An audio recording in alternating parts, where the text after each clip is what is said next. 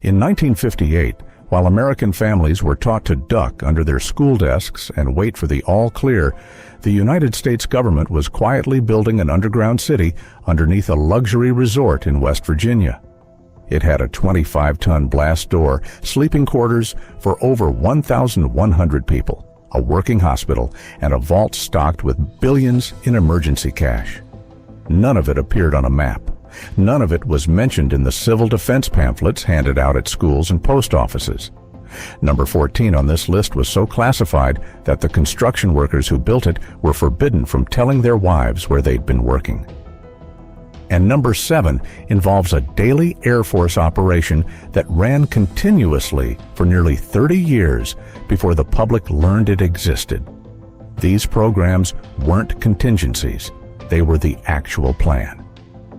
Before we begin, subscribe to this channel because what was hidden from your parents and your grandparents during the Cold War will probably make you wonder what's being hidden from you right now.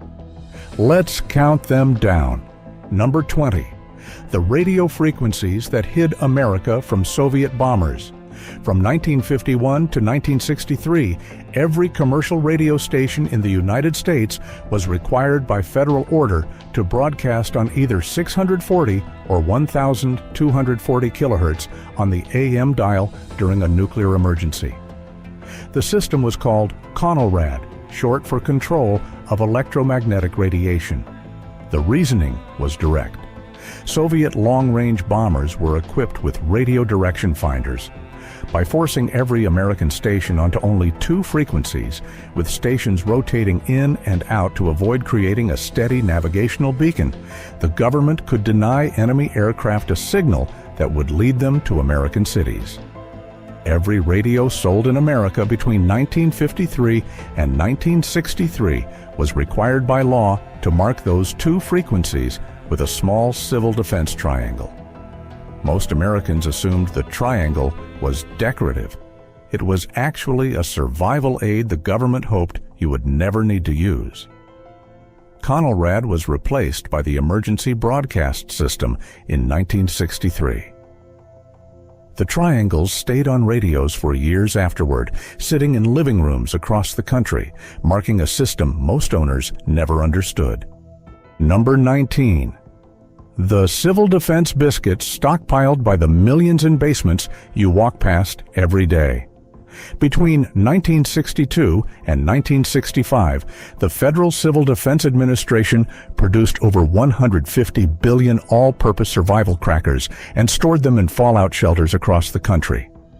Each cracker contained 91 calories of dense bulgur wheat, designed to keep an adult alive on roughly 700 calories per day for 2 weeks.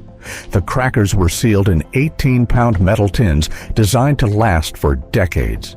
Most public shelters held enough rations to feed several hundred people through the worst window of fallout exposure. The problem was distribution. Most Americans never knew where the shelters were, and the locations published in pamphlets were often outdated by the time the pamphlets reached households. By the 1980s, federal funding stopped, and the crackers sat forgotten in basements of post offices, schools, and municipal buildings. Workers cleaning out an abandoned section of the Brooklyn Bridge in 2006 found over 350,000 of them, still sealed, still intact, more than 4 decades after they were placed there. Number 18. The mountain full of cash printed for a country that no longer existed. Beginning in the late 1950s, the Federal Reserve printed billions of dollars in special currency designed for circulation after a nuclear attack. The bills were stockpiled in hardened vaults across the country, including a massive cash reserve at the Mount Pony facility in Culpeper, Virginia. Mount Pony was a Federal Reserve bunker built into a hillside with 2-foot-thick concrete walls, dormitories for 540 employees, and a vault holding roughly $4 billion in cash. The plan was to flood the surviving economy with currency once the federal government recovered enough to reestablish authority. The bunker also housed massive computer systems intended to track and clear bank transactions in a post-attack environment. The facility ran from 1969 until 1992. The Library of Congress now uses the building to store film and audio archives. The cache was quietly removed in the early 1990s and recirculated. Most Americans driving past Mount Pony today have no idea what was built into that hill. Number 17. The fake nuclear attacks that shut down American cities every summer. Between 1954 and 1961, the federal government ran a yearly exercise called Operation Alert, in which Soviet nuclear strikes were simulated against American cities. Every June, sirens would sound across major urban centers. Police would clear streets. Office workers would file into basement shelters. Officials would track simulated casualty figures and infrastructure damage in real time. The exercise tested civil defense readiness, but it also served a quieter purpose. It conditioned the population to comply instantly with evacuation orders. In 1955, around 30 protesters gathered in New York's City Hall Park and refused to take cover during the drill. They were arrested. The protests grew over the following years until participation became politically untenable. The drills were quietly discontinued in 1962. The casualty estimates from those simulations were never made fully public.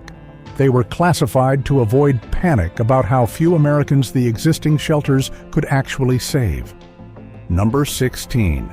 The buildings the government secretly marked as your last refuge. In 1961, President Kennedy authorized a national fallout shelter survey. Federal teams visited buildings across America measuring concrete thickness, basement depth, and ventilation systems. Buildings that met federal protection standards were quietly designated as public shelters. Over 230,000 structures received the designation, mostly schools, post offices, libraries, and apartment buildings. Each was marked with the now familiar yellow and black tree foil sign and stocked with crackers, water drums, sanitation kits, and radiation detectors. Most Americans never noticed the signs. The federal program ended in 1979. The signs stayed up. Tens of thousands of those buildings still display them today, even though the supplies inside were removed decades ago. Many people walk past these signs every day without realizing they are looking at the entrance to what was once meant to be the last shelter standing between their family and the worst day in American history. Number 15. The underground city that runs the country if Washington falls. In the foothills of the Blue Ridge Mountains, about 50 miles west of Washington, sits a facility called Mount Weather Emergency Operations Center.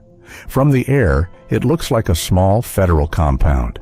Underneath the surface, it's a buried city. Construction began in the 1950s.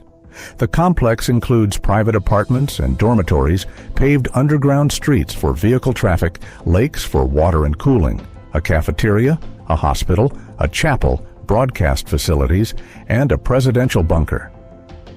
Senior federal officials trained there during exercises throughout the Cold War. After the September 11th attacks, members of Congress were quietly relocated to Mount Weather under emergency continuity protocols.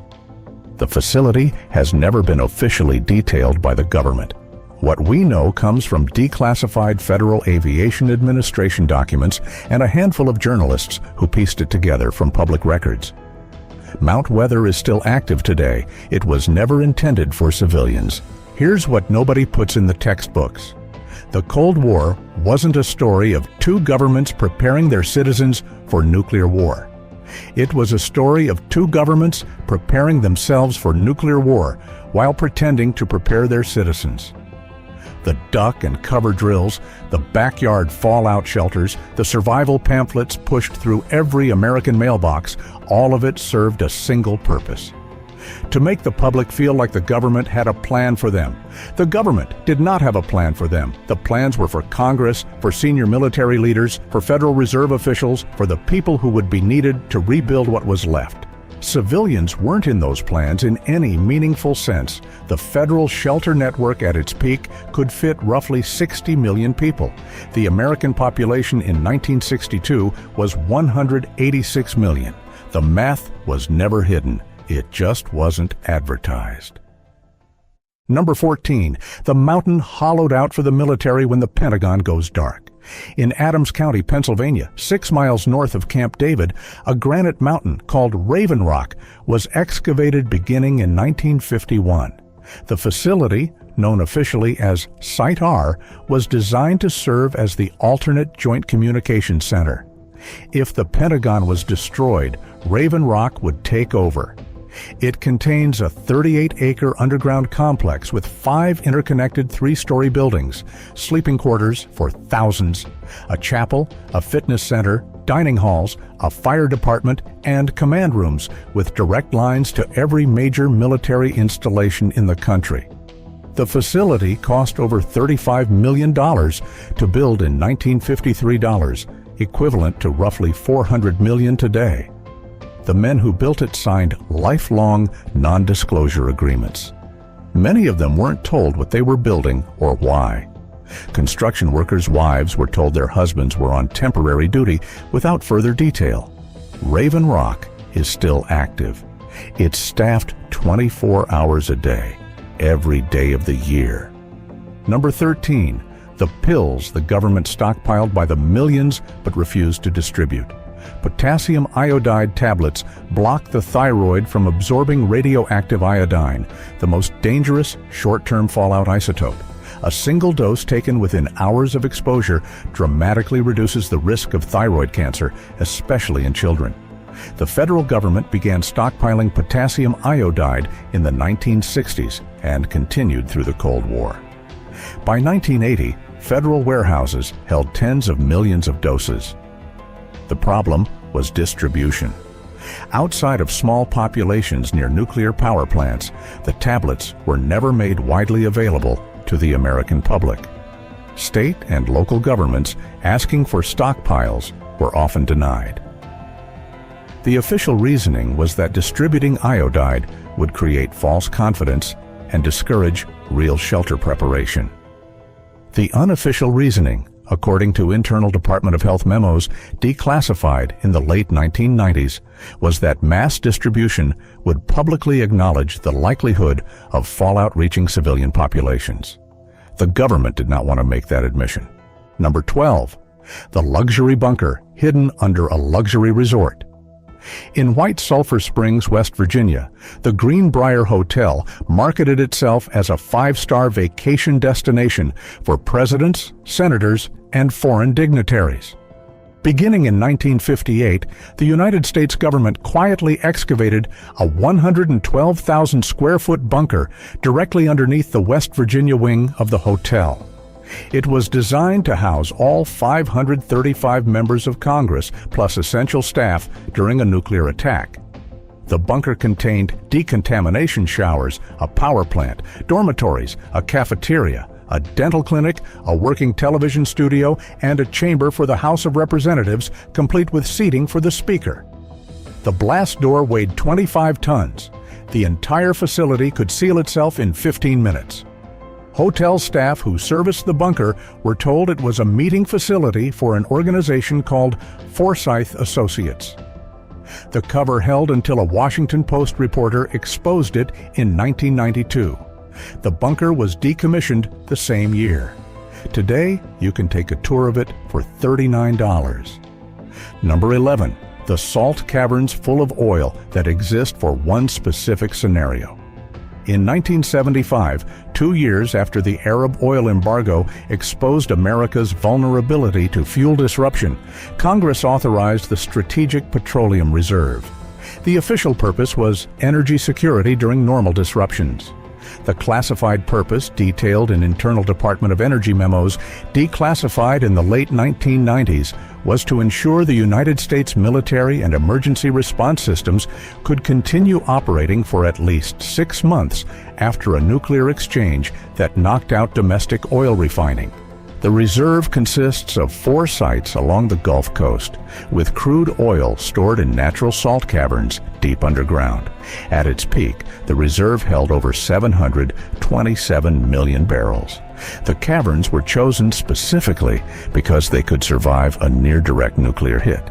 The salt walls are designed to self-seal even if the surface installations were destroyed. Most Americans think of the reserve as a tool for managing gas prices. It was always a continuity weapon. Number 10. The propaganda films designed to make nuclear war feel survivable.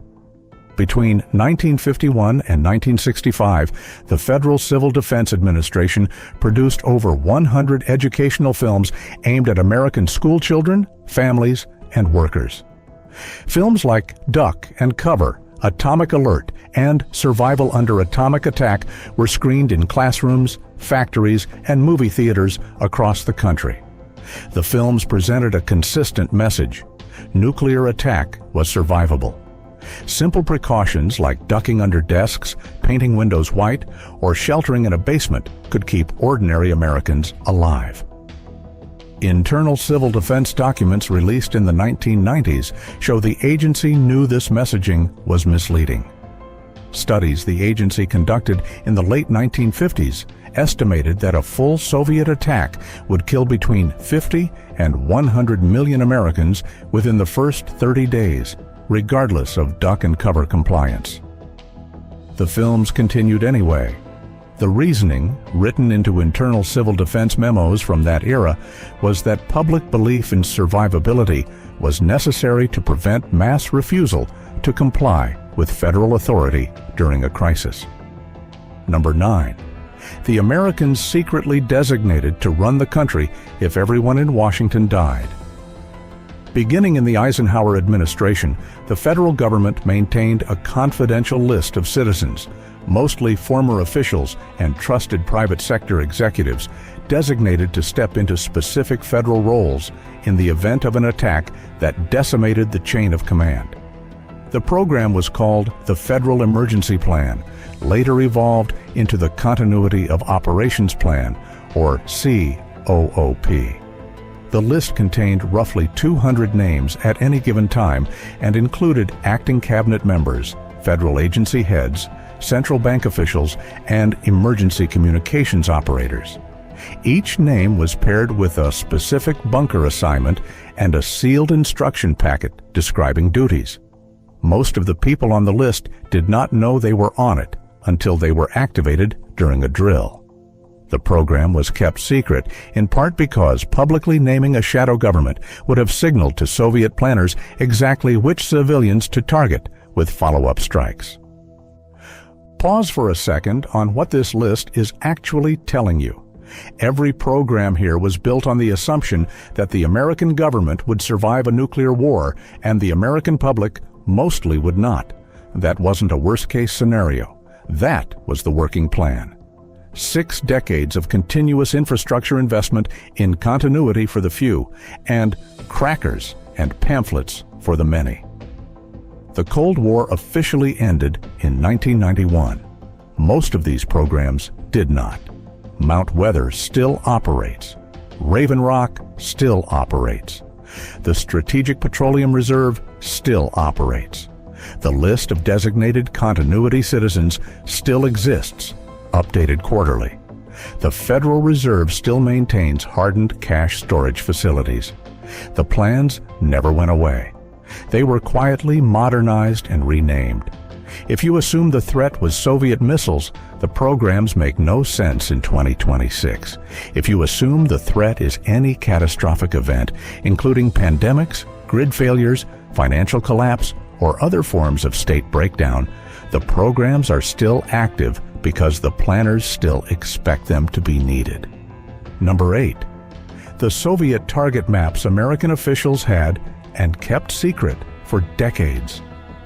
After the Soviet Union collapsed in the early 1990s, declassified documents revealed the targeting plans Soviet military planners had drawn up for nuclear strikes on the United States. The maps showed roughly 22,000 designated targets across America, including obvious sites like military bases and major cities, but also smaller targets like power substations, dam control centers, key rail junctions, and certain agricultural research facilities. Many small towns previously thought to be safe were on the list because they sat on critical infrastructure. The American government had similar documents going back to the 1950s, obtained through espionage and reverse-engineered Soviet doctrine. They never released the maps to the public during the Cold War. The reasoning, declassified in 2014, was that publishing the maps would cause panic, mass relocation, and a collapse in property values for any town that appeared on the list. The maps were maintained quietly in classified archives at the Defense Intelligence Agency. Number 7. The plane that stayed in the air for nearly 30 years without a single break. From February 3, 1961 to July 24, 1990, the United States Air Force kept at least one EC-135 command aircraft airborne 24 hours a day, 365 days a year. Operation Looking Glass was its name, and it had one job. If a Soviet first strike destroyed every nuclear command center on the ground, that plane could still launch a retaliatory strike. The general on board carried full nuclear authority. Crews flew 8-hour shifts, refueled in midair, with rotating commanders ready to take over if Washington was vaporized. The flight log ran for 29 years and 5 months continuously. That works out to over 281,000 hours of unbroken alert. American taxpayers funded the program for 3 decades without most of them knowing it existed. Today, the modern version of Looking Glass still flies on a randomized airborne schedule. It just flies less often, but it has never been retired. Number 6. The secret nuclear-powered city the United States dug under the Greenland ice sheet. Between 1959 and 1967, the United States Army Corps of Engineers built and operated a city called Camp Century inside the Greenland ice cap. The cover story was Arctic research. The actual purpose, codenamed Project Iceworm, was to deploy roughly 600 nuclear missiles in a network of mobile launch tunnels carved into the ice, hidden from Soviet surveillance. Camp Century housed up to 200 personnel in tunnels carved 26 feet below the surface. It was powered by a portable nuclear reactor and contained dormitories, a chapel, a hospital, a movie theater, a hydroponic garden, and a research laboratory. The Danish government, which controlled Greenland, wasn't informed of the missile component. The project was abandoned when ice movement was discovered to be slowly crushing the tunnels at unpredictable rates. The reactor was removed. The radioactive waste, however, was left buried in the ice. It's now slowly emerging as the ice melts. Number 5. The briefcase that follows the president everywhere and the plane that follows him into nuclear war. The nuclear football is a black satchel carried by a designated military aide who shadows the President of the United States 24 hours a day. The football contains the authorization codes and target options the President needs to launch a nuclear strike from any location on Earth within minutes. Most Americans have seen photographs of the football without recognizing what they are looking at. Less well known is the Doomsday plane, formerly designated the E-4B Nightwatch. The plane is a heavily modified Boeing 747 hardened against electromagnetic pulse and equipped with the communication systems needed to command a global nuclear war from the air. One E-4B sits on alert at all times, ready to take off within minutes if the president needs to evacuate Washington. The plane has been operational since 1975 and has been on station during every major presidential trip and crisis. The Air Force does not announce when it's flying. Number 4. The dozens of bunkers built in a ring around Washington that nobody mapped. By the late 1960s, the federal government had constructed a network of more than 90 hardened relocation facilities scattered across the eastern United States, primarily in Virginia, West Virginia, Maryland, and Pennsylvania. The network was known internally as the Federal Relocation Arc. Each facility was assigned to a specific federal agency. The Department of Agriculture had its own bunker. The Treasury Department had two. The Federal Communications Commission, the Smithsonian Institution, and the Federal Reserve all had hardened relocation sites within driving distance of Washington. Most facilities were built underground or carved into mountains, disguised on the surface as office parks, telecommunications towers, or unmarked government compounds. Federal employees designated for relocation rehearsed evacuation routes during quarterly drills. The locations were never published. Some facilities were decommissioned after the Cold War. Many weren't. The current operational status of most of them remains classified to this day. Here's what should sit with you. Everything on this list, every bunker, every program, every stockpile, every secret list, was built using public money. Trillions of dollars of public money over more than 4 decades. The American taxpayer paid for the survival of a system that explicitly did not include him. He was told to dig a hole in the backyard. He was given crackers in a basement.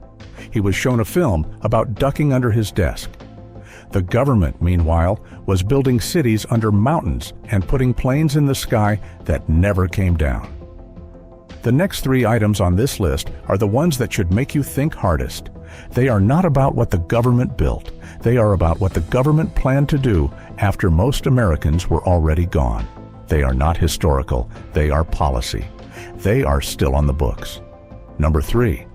The post-attack postal change of address, forms printed by the millions. In the early 1960s, the United States Post Office Department, working with the Federal Civil Defense Administration, printed and distributed roughly 40 million emergency change of address cards to local post offices around the country. The cards were intended to be filled out by surviving Americans after a nuclear attack, indicating where they'd relocated to so the federal government could reestablish mail delivery, census records, and federal payment systems in a post-attack environment. The cards were stored in protected facilities and updated annually for over 20 years. The program assumed that within roughly 30 days of an attack, surviving Americans would be required to register their new locations with federal authorities. Failure to register would result in being declared a missing person. The cards were never used. The program was quietly discontinued in the 1980s. Boxes of unused emergency change of address cards still surface occasionally in cleared-out federal warehouses. Most have never been seen by the public. Number 2. The casualty studies the government commissioned and then refused to release. Throughout the Cold War, the Office of Civil Defense and later the Federal Emergency Management Agency commissioned dozens of studies modeling the human cost of various nuclear war scenarios. Studies completed in 1957, 1962, 1979, and 1985 estimated American casualty figures ranging from 50 million to 175 million dead in the first 90 days of a full exchange, depending on assumptions about Soviet targeting, weather patterns, and shelter performance. Almost none of these studies were released to the public during the Cold War. A handful were declassified in the 1990s and 2000s. The reasoning for keeping them classified, written into internal memos from the early 1970s, was direct.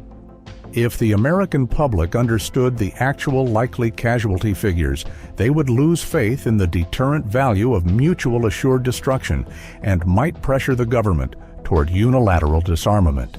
The studies weren't hidden because they were inaccurate. They were hidden because they were too accurate. Number 1, the plan you were never in. Every program on this list, taken together, makes one thing clear. The American government built 2 systems during the Cold War. One was for the survival of the institution itself. Hardened bunkers for Congress, command planes in the sky, alternate cabinets in waiting, cash reserves in mountains, oil and salt caverns, food and medicine for the few. That system was funded continuously, expanded constantly. and remains active today. The other system was for the public. A backyard hole in the ground, a box of crackers in a school basement, a radio with 2 marked frequencies, a pamphlet pushed through the mail slot, a sign on a building you walked past every day without thinking. That system was a placeholder.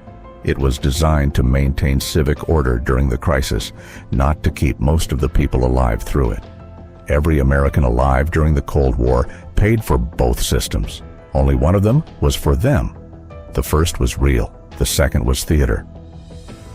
The hardest fact about the Cold War isn't that it almost ended in nuclear war. The hardest fact is that it ended without one, and the planners who built that 2-tiered survival system were never asked to dismantle the half that was real. They never did. Try one thing this week.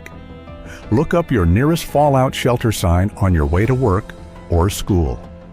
Most of those buildings still display them. Then ask yourself, what was supposed to be on the other side of that door, and what wasn't? That gap, the gap between what you were told and what was actually built, is the real story of the Cold War. If this changed the way you think about what your parents and grandparents lived through, share it with someone who needs to hear it. There is a generation alive right now that remembers the duck and cover drills.